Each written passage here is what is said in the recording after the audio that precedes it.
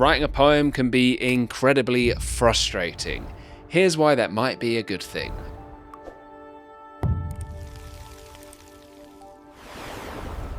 Nathan, let's talk about why a poem can be so frustrating to write. Of course, you're a practicing poet, so what frustrates you most when you're writing a poem?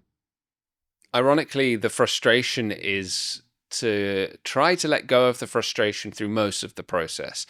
But when editing, when trying to provide clarity of image and voice and all the other things in the poem and making it all stitch into one coherent unit, that can be frustrating, but it's frustrating in the sense it's like, I want to make this, I want to straighten it. Let's stay with like a rhyme. I want to make it so that it works as a unit that doesn't disrupt itself in a way that isn't intentional. And I will point to Carl Jung, who says any great book, you will see the mental struggles of the author and what they were tussling with the whole way through. And I think that's part of it, because every decision, there's a trade-off. So every word that you pick is in lieu of another word. What you leave in and what you leave out are all important considerations in a poem. I think that's what's so wonderful, but what can also be so frustrating about poetry is that idea of it being condensed. Like, of course, we've got epics as well, but there's only so much space and so many lines and so many words that you have, and each selection has to be right, so to speak. I think balancing resonance, clarity, sound, rhythm, all of these different factors can be a huge challenge.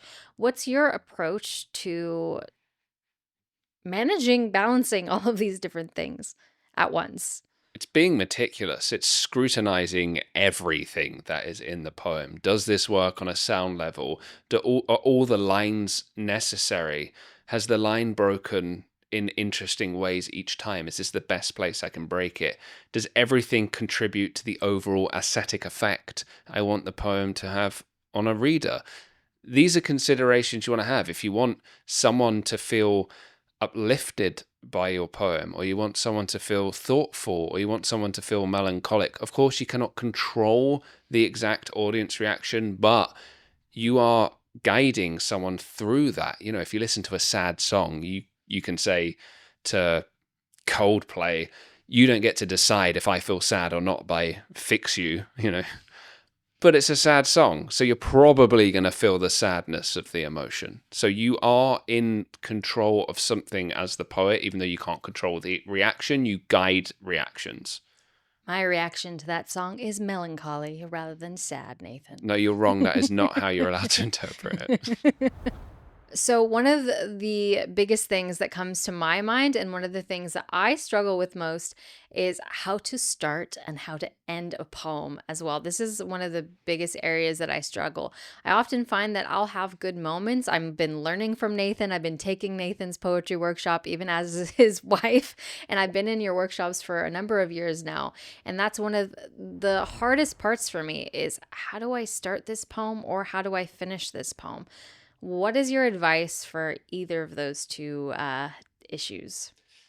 Yeah, really pay attention to poems that you like and how they start and how they end, because there's no perfect way to begin. There's no perfect way to end. There are some things that you can do. One thing to do is to read poems that you love of other poets and how they start them and how they end them. There's a Bridget Pegan Kelly poem called Song, which starts, "Listen, there was a goat head hanging by ropes in a tree.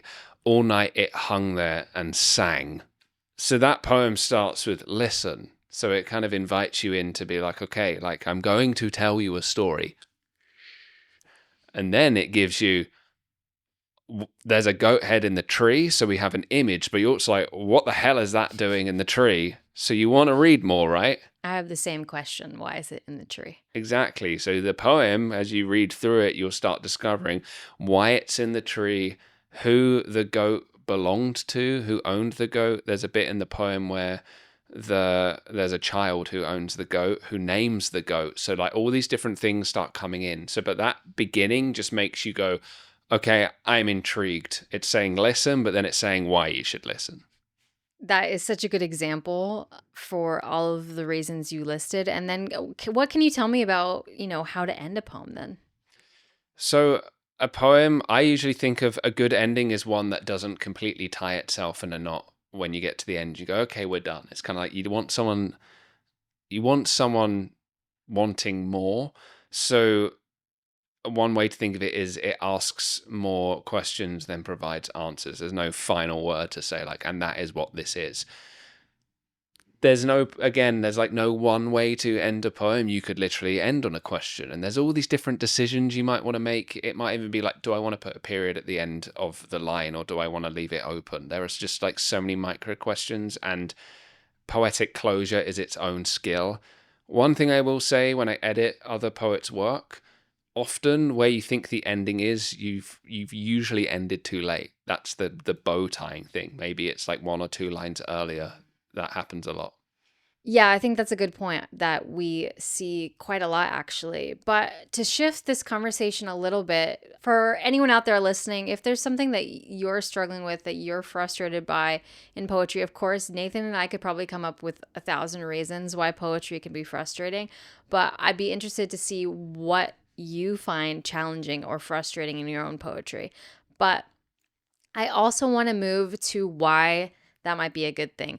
Maybe why you clicked on this video. Why is poetry maybe being frustrating potentially a good thing? So, Nathan, what do you have to say about that? Although Keats said that poetry should come as easily as leaves to a tree, or it shouldn't come at all, when you're editing, especially, the reason why it's good to be frustrated when you're doing it is because it's difficult to say the right thing exactly. You will likely, if you're anything like me, end up editing a poem 100, 200 times to get it to be exactly how you want to say it. As Coleridge would say, the best words in the best order.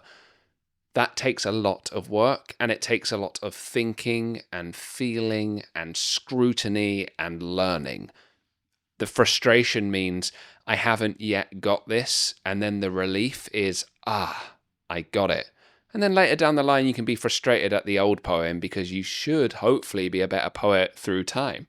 Yeah, I think we can find this in any art. If you've ever tried to draw or paint something, maybe you have this glorious idea of what your masterpiece will become, only to discover that maybe you need to work a little bit more on your craft to get closer to your expected idea of what that piece will be. So I think the same applies in poetry. And even if you have worked on your craft for many, many years, this discrepancy can still occur. Do you experience this, Nathan? What do you think? The idea of the poem, and then what actually comes out on the page. The most frustrating thing is like, oh my God, I've got this brilliant thing and it feels so formed in my head. Let me write it down. And then when it becomes language, maybe it feels brilliant in that moment, but you look back at it and you go, did I capture that idea? So yeah, I experience that as well quite a lot. I think the other element that I wanted to talk about that I've witnessed firsthand, again, being in so many of Nathan's workshops over the years, is watching the transformative power of poetry on someone. We've heard stories from people, either maybe it's the first poem they ever wrote and they haven't ever expressed themselves that way before, or maybe it's they've in the class brought their attention to something that they never have before. We heard from one man, we've talked about this before, how when he was writing, he hadn't noticed his shadow that his hand made when he was writing until that workshop, and how that brought his attention to something.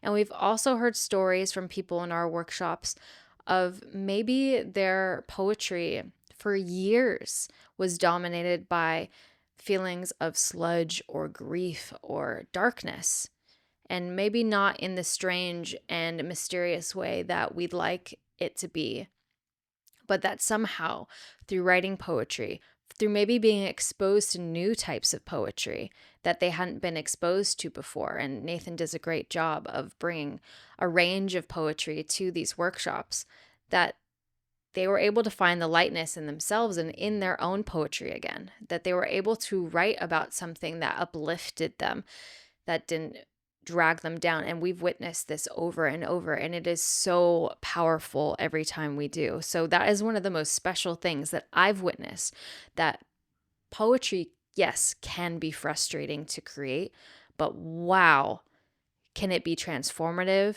and powerful when you do. You just made me, that's really beautifully put. And you just made me think of how if you're in a conversation and you're trying to talk about something that you think or feel, and you go, oh, I keep not getting the right words. I keep not getting the right words. And then at some point, often you come up with a metaphor. And this happens in in spaces where there's a psychologist or psychiatrist and their patient. It's the metaphor that brings about the new level of understanding where you finally go, now this makes sense. So if you're sitting and you're talking or you're writing and you're not using metaphor, you can still be like really inside of, let's just say it's grief. You can still be like really within that feeling. If you start finding metaphors that allow you to asceticize, make beautiful, and distance yourself from the thing, you can start making it just being dark and heavy and all these things to being actually a beautiful thing. And that doesn't mean that the experience that led to something like that grief was beautiful in itself, but you can make beauty out of it. You can pull gold out of the shadow and use it to transmute yourself and others if the poem does sufficient work and is done well so that it provides an aesthetic experience also for a reader or listener. That can work as a transformative stone that someone else can hold close to them. Yeah, I think that's an amazing point. And in terms of its effect on others, that's also why it's a great thing. I mean, watching this had an effect on me. Hearing and sharing poetry has an effect on others. And again, in these workshops and in open mics and all sorts of other events that we've been a part of, there's this transference or something that happens with poetry, which I think is really amazing. And of course, if you want to become a part of any of our future workshops, we'll leave some information in the description below where you can join our waitlist so you can be notified of the next time that we do one of our workshops. But for me, that's something that has been so special to watch over the years. And I don't think it's something that I would have initially expected. Yeah, so the way that I always think of poetry as being transformative is because it's built into the structure of a lot of poetry forms itself. So it's built into haiku. There's a change in perception that happens within a haiku. There's a Volta and a sonnet, which is when the sonnet changes perspectives, usually around line 7 or 8 of the 14 lines, but it happens somewhere. So it's something that if you're reading or listening, you experience through the transformation that may be in the poem or the change of perspective or the change of idea or just this elevation of language. And I think I've said this elsewhere, but beauty begets beauty. If I read or hear or feel a beautiful poem, I then want to go write a beautiful poem. And hopefully, even a beautiful conversation can elevate your own conversations. Like we read a poem before we record these podcasts because we want the poem to help elevate our conversation level. And whenever we read a poem first, I feel that our conversations are like 100 times better because we open something more imaginative and more connecting as a result of it. Yeah, I think, we recently opened up our YouTube memberships, and that might be something that we share on there is how we start every podcast, the kind of little ritual that we do. So if you're interested in that and you want to become a member, feel free to click join below. But one of the other things that I wanted to mention, of course, we've had a Volta or a pivot in this video too. And I think you've said it to me before that, nothing good comes easy. It's the same maybe with your health. It's the same in your relationships that, poetry, relationships, art, all of these things take effort, take work. And it's very rewarding when you do, not to mention all of the research behind the various health benefits and mental health benefits of reading poetry, writing poetry. All sorts of neuroscientists have looked into that. Yeah, so I watched a video, I don't know, one of the AI CEOs talking about no one wants to learn how to play the guitar. It's too frustrating. They just want to press a button and basically have it all sound exactly right. And I'm like, no, people feeling frustrated isn't necessarily like a positive feeling, but it leads to something that can be really rewarding. This is the same of boredom. It can lead to the alleviation of that, which can bring about amazing and wonderful things. If you are frustrated learning something, the payoff is having learned what it is you're trying to learn on it. So if you're frustrated at your poem, you're like, why aren't you doing what I'm trying to tell you to do? That also requires listening, because then you flip. Let's do a Volta right now. You ask the poem, what are you trying to tell me? And that change of perception can change your relationship to the poem and can help you come to better solutions. Yes, that was so well put, Nathan. And of course, as always, we'd love to hear what you think. So let us know in the comments below, and we will see you next time. Oh, and don't forget to click this playlist if you enjoyed this video to watch more. Or maybe it's here.